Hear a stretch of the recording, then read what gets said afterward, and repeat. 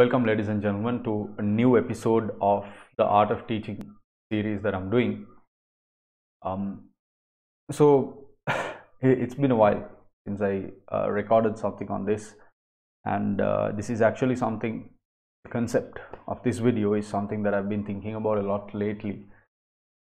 It's the fact that sometimes, as teachers, right, when we teach, when we deliver certain amount of content, and I've seen this countless times, and I myself have gone through this experience personally, is that when we teach a particular area and for a while, right, it could be in the teaching space or the training space or lecturing space, right, whatever, in terms of delivery, uh, sometimes we hit a point where we feel extremely confident about what we know, and you basically start thinking that fine, this area, I'm an expert in this, I know everything. That personally I believe is an extremely dangerous place to be in as far as a teacher is concerned. I know examples. One example I can tell you is that there was this teacher I was working with a long while ago, and he actually portrayed an image as if it was the best. Not the best, right? The image that was portrayed was actually that he knew everything there is to know with respect to that particular area. That was the image, right? That there was absolutely nothing he didn't know, and the way he delivered it was the best mode of delivery, and it was set, right? It was never improving. It was a particular static form of delivery, a piece of content, major portion, or rather a minute portion of what we generally refer to as financial management. And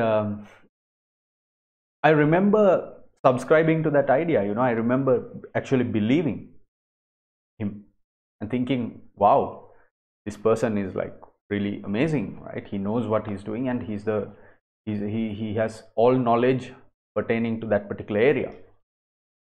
And I was humbled when I switched gears, and later in my life, a few years later, I met another teacher, an amazing educator, and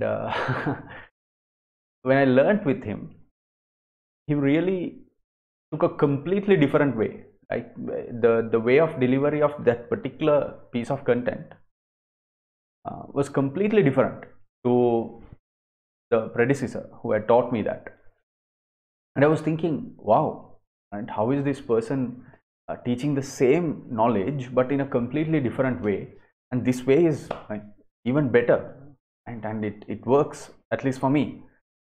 And this is one area, right, which is called corporate reporting. It's one area that I was really weak at. It's actually perhaps my weakest area, and you won't believe this. I got a world prize. And I don't normally attribute all these prizes and whatever you get, number one, all these ranks you get by doing by competitive exams, to teachers, because when my students get those, I don't try to kind of take credit for those. But I really must say that the latter teacher I mentioned, all the credit for my world prize goes to him. Right? He took a student, and that student's weakest area, he took that and he delivered it, and he taught it in a way that was the most understanding and the most easily comprehensible. That was really powerful, and it really actually that created a sort of paradigm shift in my mind as to how do you approach teaching. And it made me realize that there is definitely not only a single best way to deliver content, and that broke a significant barrier in my way of approaching teaching and lecturing, because I started to always question myself as to what I should do, how I should deliver, and what other ways are there. And I started opening up my mind into all these different avenues to figure out how can I do better always. This is one reason why my sessions in repetition have never ever been the same ever since that experience, I have always been able to change gears and innovate and update my delivery and the way of delivery. So none of my sessions in repetition have been the same. And that, breaking that barrier in your mind is just crazy. And I relate to another personal experience. I was teaching management accounting about a decade ago. And I remember there is an area, kind of a heavy duty area to an early starter of business management called process costing. And when I started teaching it, I remember by the first session, the first session I was teaching that area, I was explaining a sum on the board and I hit a roadblock. Like, I couldn't continue that. I didn't know how to do it, and I had about 50 students in front of me. This is a really embarrassing place to be. But I genuinely remember I told them, and I hit the roadblock, and I told them, guys, I don't know what to do here. Like, even I don't get it. And they were also stuck. None of the students also had mastered it to a level. Of course, me being the teacher, there were many students who were taking it newly. And I remember that day feeling embarrassed, but also feeling good about myself for being able to admit. This was like I'm talking 2011. I felt really good about being able to just explain to them and tell them that, admit to them that this sum was not something I was familiar with. And at a very early on stage in my life when that happened, I think it was a massive benefit for me, because since those days I was able to always admit to anyone that if I don't know something, I can look into their eyes and I can tell them, whether it's a student, learner, junior, senior, it doesn't matter, I don't know this, right?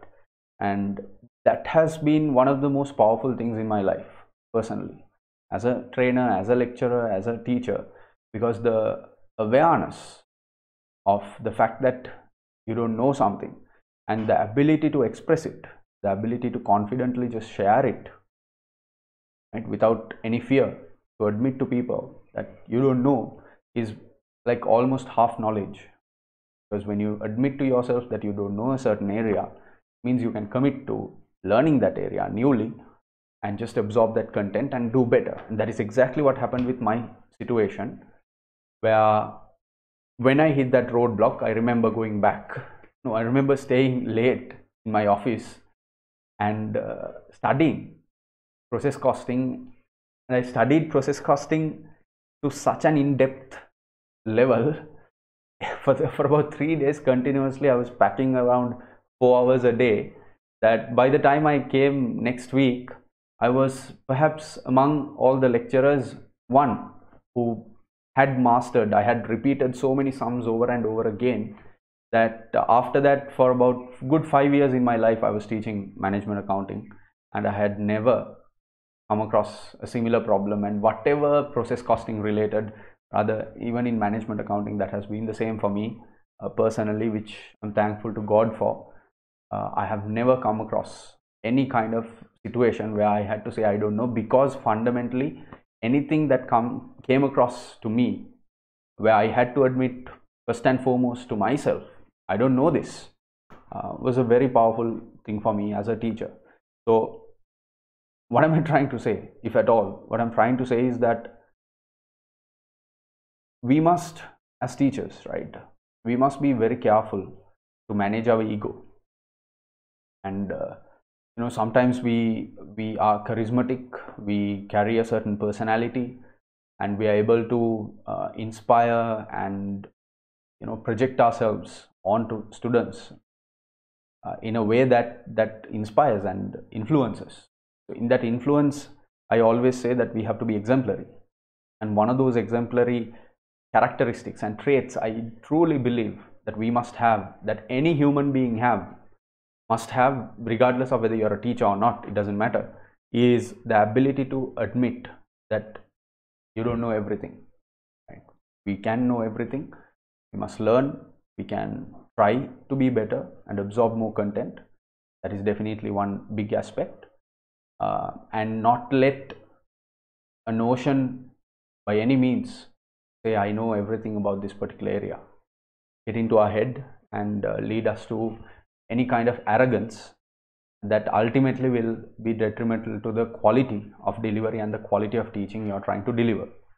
That is, I think, a fundamental factor that any teacher should be aware of. So here's to keeping a check of our ego and arrogance, and teaching by example, and being able to admit first to ourselves and then even to anyone who we need to, that we don't know everything, and therefore we keep learning and we keep trying to be better and we keep trying to improve ourselves. So there we go. That is the main idea I wanted to share with this. I hope you take that constructively and apply it to yourself, and you keep learning and improving yourself and filling in all the gaps that you need to be filling, so that your teaching journey, your lecturing training journey is one of continuous improvement. Happy learning, folks. Happy teaching. I will see you around. Thank you so much. God bless you.